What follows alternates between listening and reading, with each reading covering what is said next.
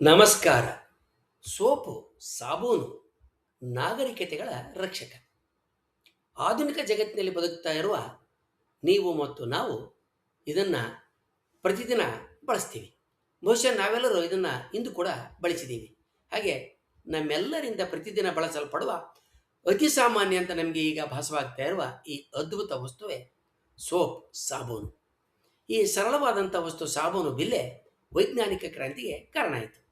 ಕೆಲವು ಕೈಗಾರಿಕೆಗಳನ್ನ ಅದು ಶಾಶ್ವತವಾಗಿ ಮುಚ್ಚಿತು.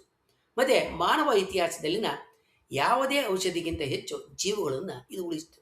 ಆದರೆ ಇದು ಜೀವ ಉಳಿಸ್ತದೆ ಅಂತ ಮೊದಲಿಗೆ ಸಾಬೀತುಪಡಿಸಿದ ವ್ಯಕ್ತಿಯನ್ನು ಮಾನಸಿಕ ಆಸ್ಪತ್ರೆಗೆ ಕಳಿಸಲಾಯಿತು ಮತ್ತು ಆತ ಅಲ್ಲೇ ಸಾವನ್ನು ಕೂಡ ಅಪ್ಪಿದೆ. 1930ರ ದಶಕದಲ್ಲಿ ಪುರಾತತ್ವ ವಿಜ್ಞಾನಿಗಳು ಅಗೆತದಲ್ಲಿ ದಕ್ಕಿದ ಸುಮಾರು 5,000 ವರ್ಷಗಳಿಂದ ಮುಚ್ಚಿದ ಮಣ್ಣಿನ ಸಿಲಿಂಡರ್ ಒಂದರ ಮುಚ್ಚಳವನ್ನು ತೆರೀತಾರೆ. ಅದರ ಒಳಗೆ ದಕ್ಕಿದ ಬಿಲೆಯ ಮೇಲಿದ್ದ ಬರಹ ಆಹಾರದ ಪಾಕವಿಧಾನ ಅಥವಾ ಮದ್ಯ ತಯಾರಿಕೆಯ ತಂತ್ರಗಳನ್ನು ತಿಳಿಸದೆ ಸಾಬೂನು ತಯಾರು ಮಾಡುವ ವಿಧಾನವನ್ನು ವಿವರಿಸ್ತಾ ಇರ್ತದೆ. ಕೊಬ್ಬನ್ನು ಬೂದಿಯ ಜೊತೆಗೆ ಕುದಿಸಿ ಸಾಬೂನು ಪಡೆಯಬಹುದು ಅಂತ ಇದರಲ್ಲಿ ವಿವರಣೆ ಇರುತ್ತೆ. ಈ ವಿಧಾನ ಇಂದಿನ ಕೈಗಾರಿಕಾ ಯುಗದ ಸಾಬೂನುಗಳ ತಯಾರಿಕೆಯ ವಿಧಾನವನ್ನು ಅತಿ ನಿಕಟವಾಗಿ ಹೋಲ್ತತೆ. ಬ್ಯಾಬಿಲೋನಿಯನ್ನರು ಪ್ರಾಣಿಗಳ ಕೊಬ್ಬು ಮತ್ತು ಮರದ ಬೂದಿಯಿಂದ ದೊರೆಯುವ ಕ್ಷಾರ ಲವಣಗಳನ್ನು ಅಂದರೆ ಆಲ್ಕನೈಲ್ ಸಾಲ್ಟ್ಗಳನ್ನ ಸೇರಿಸಿದಾಗ ಒಂದು ವಿಶಿಷ್ಟ ಬದಲಾವಣೆ ಆಗೋದನ್ನು ಪತ್ತೆ ಹಚ್ಚಿರ್ತಾರೆ.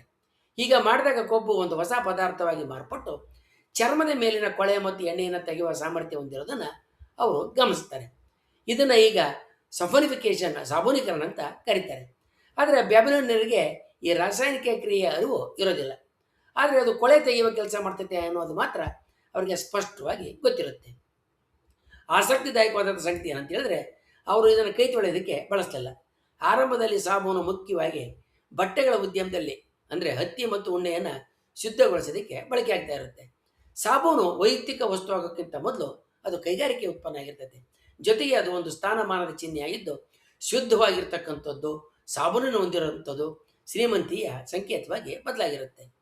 ಈಜಿಪ್ಟ್ನವರು ಈ ಸಾಬೂನನ್ನು ಇನ್ನಷ್ಟು ಅಭಿವೃದ್ಧಿಪಡಿಸ್ತಾರೆ, ಉತ್ತಮಗೊಳಿಸ್ತಾರೆ.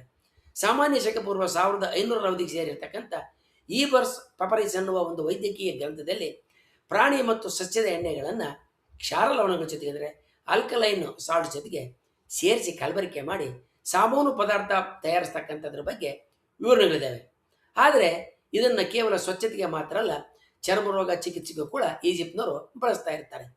ಮಮ್ಮೀಕರಣ ಪ್ರತಿಕ್ರಿಯೆಯಲ್ಲಿ ಅಂದರೆ ಸತ್ತ ಹೆಣವನ್ನು ಮಮ್ಮಿ ಮಾಡ್ತಕ್ಕಂಥ ಪ್ರಕ್ರಿಯೆಯಲ್ಲೂ ಕೂಡ ಸಾಬೂನು ಆಧಾರಿತ ವಸ್ತುಗಳನ್ನು ಅವರು ಬಳಸ್ತಾ ಇರ್ತಾರೆ.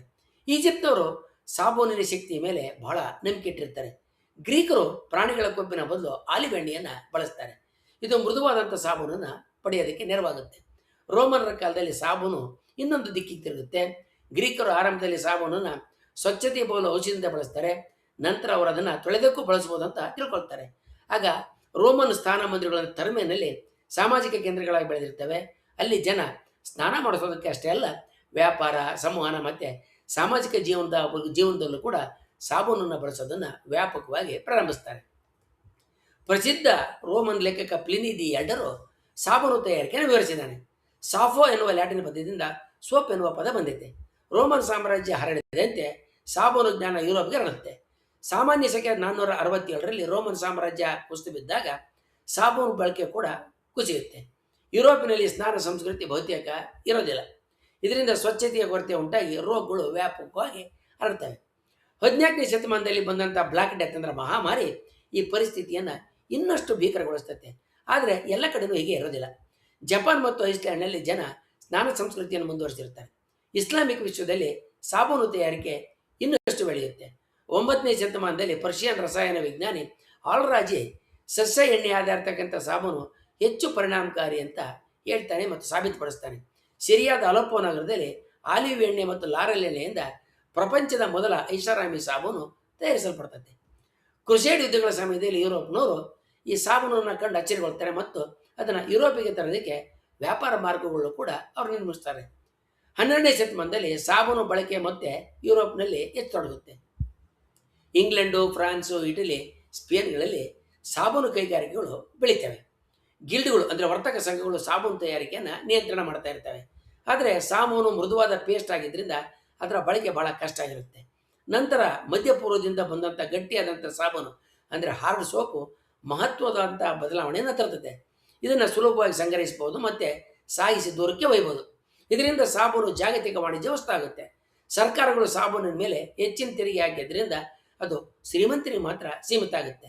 19ನೇ ಶತಮಾನದ ಆರಂಭದಲ್ಲಿ ಸಾಬೂನಿನ ಮೇಲಿದ್ದಂಥ ತೆರಿಗೆಯನ್ನು ತೆಗೆದುಹಾಕಲಾಗುತ್ತೆ. ಆಗ ಅದು ಸಾಮಾನ್ಯ ಜನರಿಗೂ ಕೂಡ ಸಿಗತೊಡಗುತ್ತದೆ.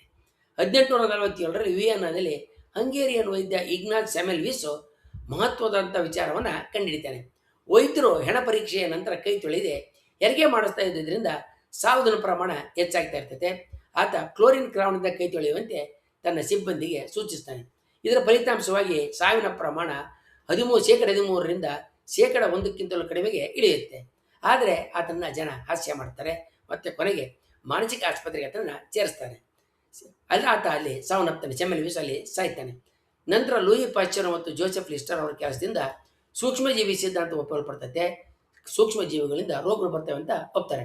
ಸೆಮೆಲ್ವಿಸ್ ಕುರಿತಾದಂಥ ವಿಡಿಯೋ ವಿವರಣೆಯಲ್ಲಿದೆ, ಕೊಂಡಿಯನ್ನು ಕೊಡಲಾಗೈತಿ. ವಿವರಣೆಯಲ್ಲಿ ಆಸಕ್ತರದನ್ನು ನೋಡ್ಬೋದು. 1791ರಲ್ಲಿ ಫ್ರೆಂಚ್ ರಸಾಯನ ವಿಜ್ಞಾನಿ ನಿಕೋಲಸ್ ಲೆಬ್ಲಾಂಕ್ ಸೋಡಾ ಆ್ಯಶೋ ತಯಾರಿಕೆಯ ವಿಧಾನವನ್ನು ಕಂಡುಹಿಡಿದು ಸಾಬೂನು ವೆಚ್ಚವನ್ನು ಕಡಿಮೆ ಮಾಡ್ತಾನೆ. ಇದರಿಂದ ಸಾಬೂನು ಸಾಮಾನ್ಯ ಜನರಿಗೆ ಸುಲಭ ಬೆಲೆಯಲ್ಲಿ ಸಿಗತೊಡಗುತ್ತದೆ. ನಂತರ ಪ್ರಾಕ್ಟರ್ ಮತ್ತು ಗ್ಯಾಂಬಲ್, ಕೋಲ್ಗೇಟ್ ಮೊದಲಾದ ಕಂಪನಿಗಳು ಸಾಬೂನನ್ನು ಜನಪ್ರಿಯಗೊಳಿಸ್ತವೆ. ಮೊದಲ ಮತ್ತು ಎರಡನೇ ಜಾಗತಿಕ ಯುದ್ಧದ ಸಮಯದಲ್ಲಿ ಸಾಬೂನು ತಯಾರಿಕೆಗೆ ಬೇಕಾದಂಥ ಕೊಬ್ಬಿನ ಕೊರತೆಯಿಂದ ಡಿಟರ್ಜೆಂಟ್ಗಳು ಹುಟ್ಟುಕೊಳ್ತವೆ. ಇಂದು ನಾವು ಬಳಸ್ತಕ್ಕಂಥ ಬಹುತೇಕ ಸಾಬೂನುಗಳು ತಾಂತ್ರಿಕವಾಗಿ ಡಿಟರ್ಜೆಂಟ್ಗಳೇ. ಸಾಬೂನು ಮತ್ತು ಡಿಟರ್ಜೆಂಟ್ಗಳ ನಡುವಿನ ವ್ಯತ್ಯಾಸ ಏನನ್ನೋದನ್ನು ನಾವು ಇನ್ನೊಂದು ವಿಡಿಯೋದಲ್ಲಿ ತಿಳಿಯೋಣ. 2020ರಲ್ಲಿ ಕೋವಿಡ್-19 ಮಹಾಮಾರಿಯ ಸಮಯದಲ್ಲಿ ಸಾಬೂನಿನ ಮಹತ್ವ ಮತ್ತೆ ಜಗತ್ತಿಗೆ ತಿಳಿದು ಬರ್ತದೆ. ಸಾಬೂನು ಅಣುಗಳು ವೈರಸ್ನ ಕೊಬ್ಬಿನ ಪದರವನ್ನು ಹೊಡೆದು ಅವುಗಳನ್ನ ನಾಶಪಡಿಸ್ತವೆ. ಹೀಗಾಗಿ ಕೈ ತೊಳೆಯೋದು ಜೀವರಕ್ಷಕರವಾಗಿ ಬದಲಾವಣೆ ಕಾಣುತ್ತೆ. ಸಾಬೂನು ಕೇವಲ ಸ್ವಚ್ಛತೆ ತೊಳೆಯುವ ಸಾಧನ ಮಾತ್ರ ಅಲ್ಲ, ಇದು ಸಮಾಜದ ರಚನೆ, ಕೈಗಾರಿಕೆ ಮತ್ತು ಆರೋಗ್ಯ ವ್ಯವಸ್ಥೆಯನ್ನು ರೂಪುರೇಷಿಸಿದಂಥ ಮಹತ್ವವಾದಂಥ ಒಂದು ಆವಿಷ್ಕಾರ. ಉಪಜ್ಞೆ. ಪ್ರಾಚೀನ ಬ್ಯಾಬಿಲೋನಿಯಾದ ಮಣ್ಣಿನ ಪಾತ್ರೆಯಿಂದ ನಿಮ್ಮ ಮನೆಯ ವಾಶ್ ಬೇಸಿನ್ ತನಕ ಈ ಸಾಮಾನ್ಯ ವಸ್ತುವಿನ ಹಿಂದೆ ಅಸಾಧಾರಣವಾದ ಇತಿಹಾಸ ಇರೋದನ್ನು ನಾವು ಗಮನಿಸ್ಬೋದು.